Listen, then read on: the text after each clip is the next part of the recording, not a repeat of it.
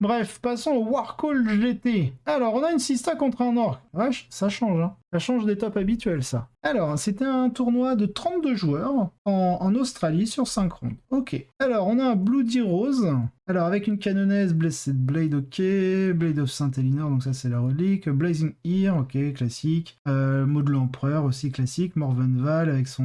Bah, forcément, c'est le seigneur de guerre, hein. Full reroll touche, full reroll bless. 5 unités de sort de bataille, 2 unités de noviciate. Est-ce qu'il a mis les melee weapons? Il a mis les melee weapons. La Dogmata avec l'hymne, donc on a le Litany of Endurance et le verset of Piety. Ah, il n'a pas pris le chorus, d'accord, il a le sigil, voilà, le Beacon of Faith. On a une unité de Parangon, donc on a un Parangon Warsud, du coup ça peut être pris en unité de 1 on dirait, avec un multifuseur et la Warmass. Une Repentia Sup, on a les 3 unités de Repentia, une de 9, une de 6, une de 5, on a 10, on a 24 Zephyrim, ok, il n'y a pas de Penant, dommage. 5 rétributeurs avec les 4 Melta, le Chérub, ok, et double Rhino du côté de la Sista. Côté Orc, donc on a du Goff All Melee, donc avec Gascule évidemment, le Property, voilà, le Property Équilibre, ça c'est son trait. Ensuite on a un Nob sur Smash Squig, Big Choppa, Extra Gubbins, le Kill Choppa, le Head Woppa Kill Choppa, d'accord, le Warboss Brutal Bull Cunning, la Dakila Claw,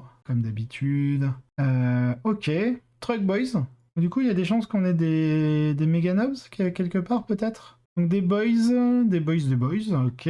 Ensuite, on a deux unités de 3 Squigog Boys. On a trois unités de 4 Warbike. Il joue pas. Bah non, il joue Goff. Il joue Goff, ok. On a un truck. Ensuite, on a une autre patrouille, toujours en Goff, avec Macari cette fois. Donc, on a Egascule et Macari. Ensuite, on a 2 Beast Naga Boys, donc l'envie à 6. On a les Mega Nobs en Truck Boys, donc qui vont être avec le Big Boss. On a 2 Hunter Rig, donc ça, c'est pas les Kill Rig, c'est l'autre version. Et un autre truck. Ok. Sororita gagne 94 à 45. Lashlan dirige une liste de sœurs très raisonnablement équilibrée avec de solides options de tir qui soutiennent tout le punch de combat des sœurs que vous pourriez désirer avec 20 Repentia et 24 Zephyrim, Morvenval et 20 Noviciate. Permettent quelques options de dégâts de pointe et donnent beaucoup de corps, bon marché à mâcher, et les combinaisons de guerre parangon donnent un ancrage d'armes mixtes. Luke a le combat, tous les combats. The Scoring est notoirement une mission où vous allez combattre votre adversaire au centre, et il n'y a pas vraiment d'autres options. Luke a beaucoup de vitesse, mais aussi très peu d'options que d'essayer de combler l'écart aussi vite que possible, s'il le peut. Il aimerait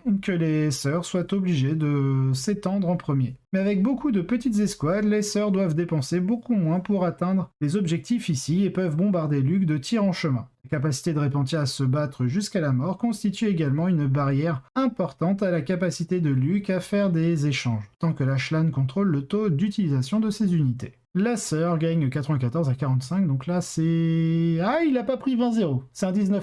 Parce qu'il faut 51 points de plus pour mettre le 20-0. Mais voilà, c'est une sacrée déculottée quand même. Je pense que cela a toujours été une lutte difficile pour les orques. Avoir à combler l'écart contre une armée qui vous dépasse, vous contrôle objectivement et se bat à mort n'est jamais agréable. Et d'après la grande marge de score je doute que Lashlan n'ait jamais laissé une opportunité à Luke de sortir sur le plateau. Donc on a Lashlan avec ses Sista qui arrive premier. T'as la tronche des... Donc là, Bloody Rose, bon c'est une petite phrase...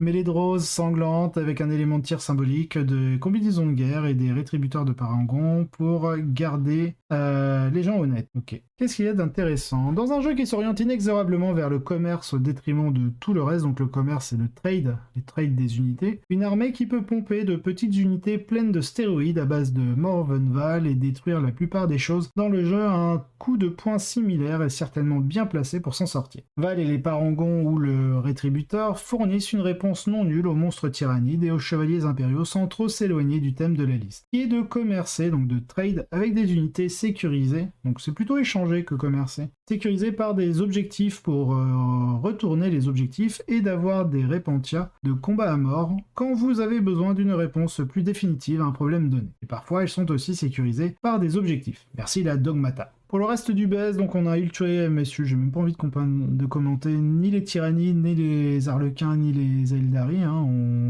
À force on les connaît. Un Léviathan double tyran, et on a un Nika. Alors ça, hop, allez on prend. Richard Owen. La maison Taranis fait ses débuts avec un Castellan capable d'infliger des blessures mortelles avec le nouveau et terrifiant Chevalier de Mars permettant à cette lance volcan de déverser un minimum de D6 plus 8 blessures mortelles avant de commencer à lancer d'autres dés pour le prix modique de 4 points de com. Un errant permet l'avance et la charge et une certaine menace de combat de 3 Warglaives tandis que 2 Moirax et un Elverine verrouillent la phase de tir tout en soutenant le Big Boy. Attendez-vous à voir beaucoup plus de chevaliers sur votre sympathique table de jeu locale, bien que n'oubliez pas de demander à votre Théo des mots-clés sur les chevaliers de Forge World, car ils sont un peu dans l'air avant la fac. Et enfin, Luc avec ses goffs finit 5ème.